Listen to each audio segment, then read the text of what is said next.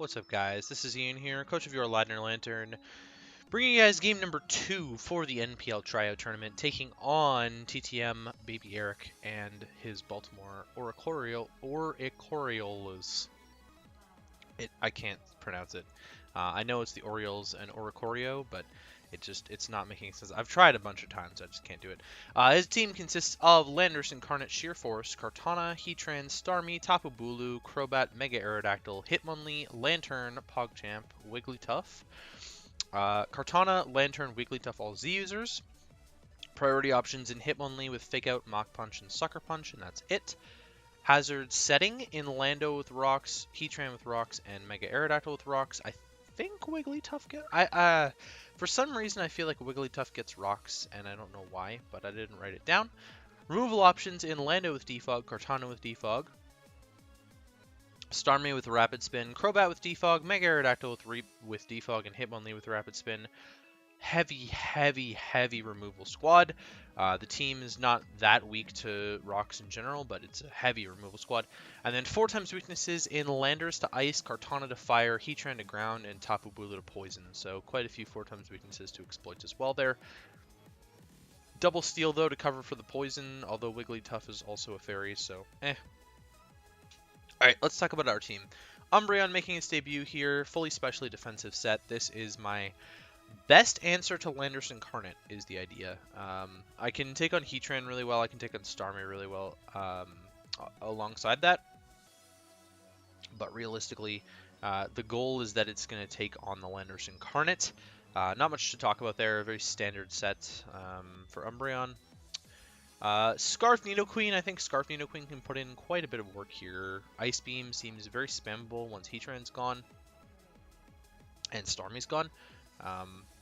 And Lanturn, I guess, too. If the Lanturn shows up, which I'm not expecting it to, I really don't think Lanturn or Wigglytuff will come. Everything else makes a lot of sense. Excuse me. Dual Stab, Earth Power, Sludge Wave. That covers the Bulu and the Heatran very well.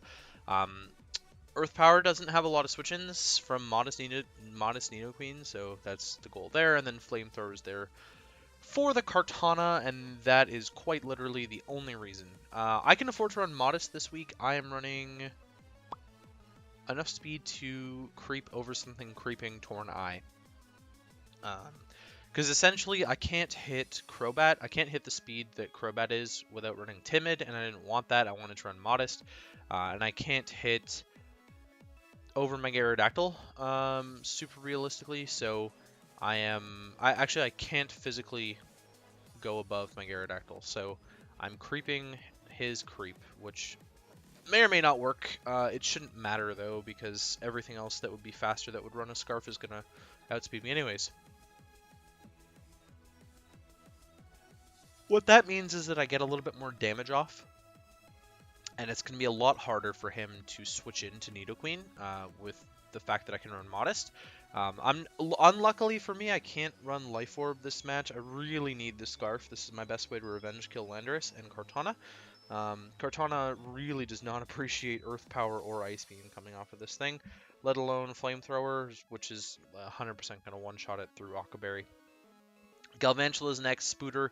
Bring a Life Orb set with Webs, Thunder, HP Ice, and Volt Switch. Webs aren't super relevant unless I can get them up for, like, if I'm really suspecting Scarftana, then Webs are pretty important there. Thunder. Raw Thunder does a lot of damage to a lot of things.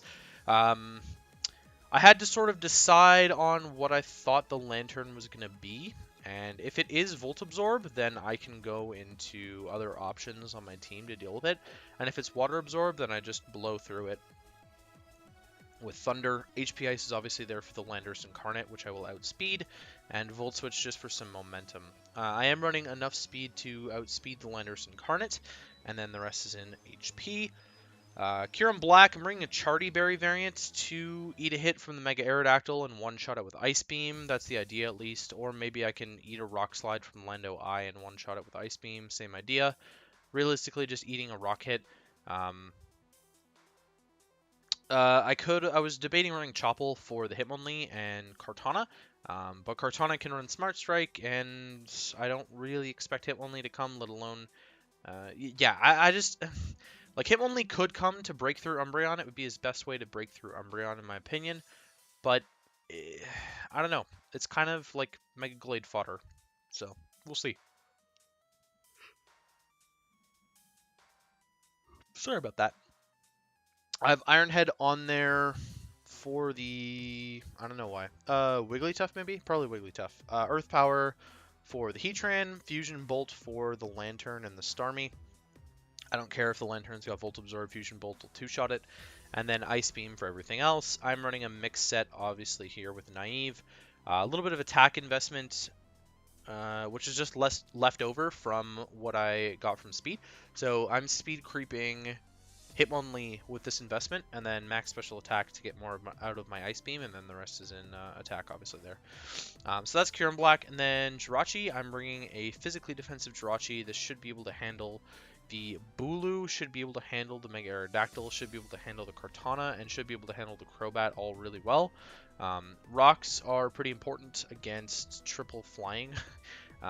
Even though there's nothing inherently weak to rocks outside, well, sorry, Crobat and Arrow are inherently weak to rocks, but I'm more thinking about like Chip on Lando and Chip on Kartana.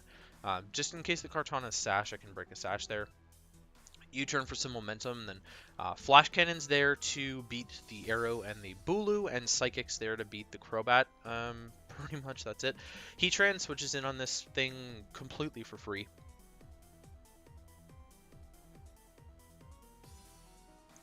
So U-turn's a really nice way to get out of that. Again, fully physically defensive. That's the whole idea with the Jirachi. And then last but not least is Regirock. This is one of my win cons outside of the Scarf Nidoqueen cleaning. So weakness policy, rock polish, Regirock, which actually puts in quite a lot of work. Some mons need a little bit of chips. So something like Lando I needs to take 1 or 2 rounds of rocks to guarantee a Rock Slide KO at +2. Mega Aerodactyl doesn't. Tapu Bulu, I believe Tapu Bulu needs some chip on it as well for me to be able to kill it with Rock Slide. Heatran doesn't. Earthquake just demolishes it. Same with Crobat. Hitmonlee needs a little bit of chip, I think, for Earthquake to kill. Kartana needs a little bit of chip for +2 Fire Punch to kill. And Wigglytuff does. I don't think Lanturn does. So, and Starmie doesn't. That's the whole idea. So I'm just trying to chip stuff down and then hopefully get something in that will be able to proc my weakness policy here. I live things like Leaf Blade from Kartana and Horn Leech from Tapu Bulu. I believe Woodhammer KOs me still, and that's if the Kartana is not in grassy terrain, then I live. Besides that, I can set up on a Heatran, clicking Flash Cannon against me. It should not kill me. And the whole idea is that I have Sturdy up, so I really have to pay attention and make sure that he can't get up rocks very easily against me. And then Regirock, the speed that I'm running, I will speed tie Crobat at +2. So I figured it wasn't worth me running Jolly, which again is the same thing that I'm dealing with Nidoqueen, which I may regret, but that's the whole idea with my speed investment, and that's why I can run Adamant Regirock. So, I think that's it. I can't remember in the first one if I explained the mons that I was bringing or not bringing. It doesn't. I don't remember. I don't remember doing that. So, time to cut, and I will head over to the battle. And welcome back for our battle against Eric and the Baltimore Orioles. Oh, there we go. Finally got it. Alright, so he ended up bringing the Lando, Kartana, Heatran, Starmie, Crobat, Mega Arrow. Basically what I was expecting, although a lot more weak to rocks and no Bulu, which is slightly surprising, although I guess I should maybe expect that because I have double poison. I don't know. Yeah, so that's the whole idea there. I figured it was probably just a good idea to hop right in here. So let's see what happens here. So the Heatran lead against my Kyurem-Black. I figured this was pretty obvious one. I make the really safe play and go for the Earth Power as he shows the Shuka Berry. And shows to be modest max special attack with that Flash Cannon damage against my Kyurem. So basically my thought process is it's either I kill him with Earth Power right off the bat, or a Scarf, or we find out that it's Shuka and we can sort of gauge the damage there. So looks like pretty much no bulk. I'm imagining he's actually running like max speed to creep over Nidoqueen, just based on not seeing like pretty much any HP investment. And modest max special attack flash cannon there. It was a roll to kill me with the flash cannon. So luckily we lived with like we got a really he got a really low roll because we lived on 10. Um, Another Earth Power would take this out, and I decide to flex and go for the Fusion Bolt, predicting the Crobat to come in. And I was actually considering clicking Ice Beam. This game would be over right now had I clicked Ice Beam, because we clicked Fusion Bolt on the Landorus. And yeah, quite unfortunate there that he immunes the Fusion Bolt. So Fusion Bolt was a roll to kill the Heatran. He swapped out Heatran into the one thing that was immune to Fusion Bolt. I'm a little bit sad that I didn't just click Ice Beam there. I think that would have been probably the play of the tournament had I clicked Ice Beam and just knocked this monster out. But now I have to switch into this somehow, so instead of that, I'm just going to sack off my Kyurem-Black. It's not really doing anything for me. It's slower than everything besides Heatran, and Charty Berry is not helping me with anything anymore. So Umbreon gets to come in for free here, and I'm just going to punish whatever wants to switch in with a foul play. Heatran does not take 2, and I believe I just go for the hit here as he gets his rocks up. So trading Heatran for rocks is really good on his part. Just for some chip on the Galvantula, and breaking the sturdy on my Regirock is the really important thing. Rocks don't really bother my team. I've got Jirachi and Nidoqueen still up that both resist it. But my only removal on my entire roster is Landorus-Incarnate, so pretty useful to just get rocks up against my team in the first place, really. Yeah, so now Umbreon's in against the Crobats. I'm just going to Baton Pass out. I was actually expecting the Taunt, but Super Fang comes off, which is even more annoying. And now I'm just going to be able to Psychic on the Crobat. I, for some reason, didn't think of U-Turn, and Starmie eats this pretty well. Shows off that Starmie is probably max HP Starmie. I'm just going to try and get up my rocks as we see the leftovers now. Obviously, it's faster. Scald Burn doesn't really matter. I'm a special Jirachi, and I'm just going to... Oh, I opt to U-turn out this time. Never mind.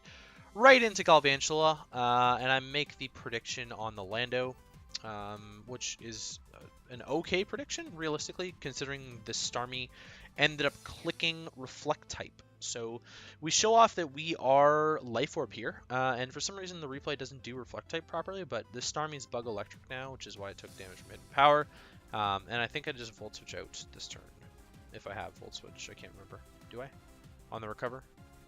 Yeah, I do. Okay. And I'm just going to go right into my Jirachi. I remember.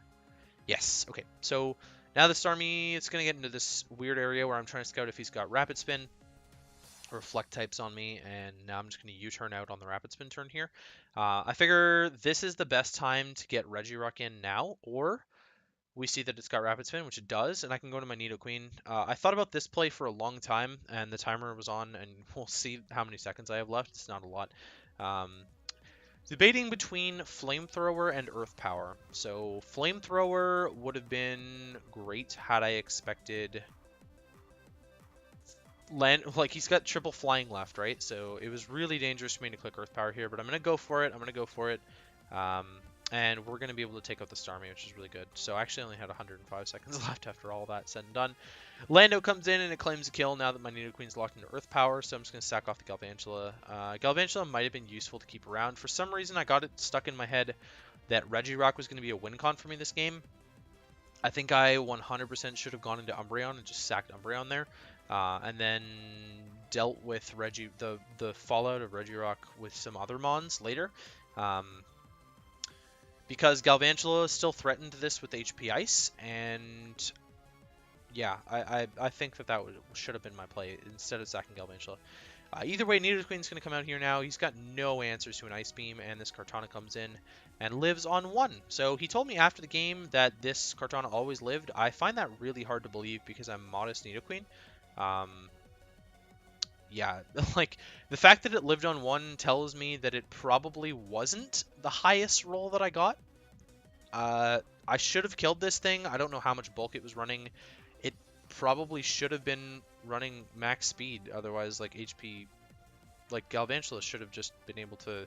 Like, it should have been max speed for Galvantula. So I'm a little bit weirded out that that he was running enough bulk for that. And then he shows to be Scarf as well. And that's kind of the end of the game there. Me losing my Scarf on Nidoqueen basically puts me in a really bad position, because now Nidoqueen just dies to this Lando.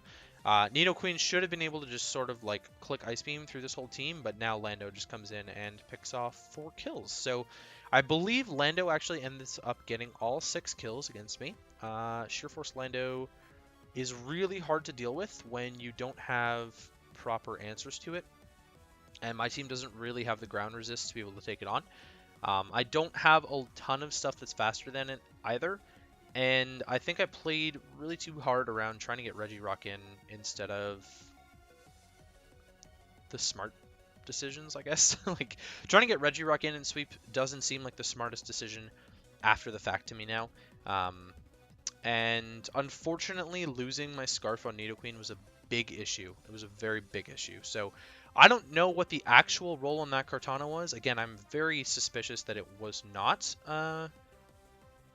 that it was a role for me to kill. I can't imagine why the Kartana would have lived that. Like, I calced a bunch of different things, and I still couldn't imagine why the Kartana was going to live that. If it was a Scarf set, it seems really weird to run max speed, max speed, max HP Scarf Kartana. It doesn't really seem super great against my team when, like, Umbreon has the potential to wall that. I don't know. Vileplume walls that as well if it doesn't have Psycho Cut. So I have no idea what all the coverage options were on it, but again, that's sort of my thought process there. So that is going to be it for me, guys. I have one more match that I've played up to this point, and I'm sure by the time you see all of these, then I'll have played all of them, but I'll just be releasing these slowly, right? So keep an eye out for my match against Ice Demon Gray, because that's the next match that I have recorded, and I will catch you guys next time.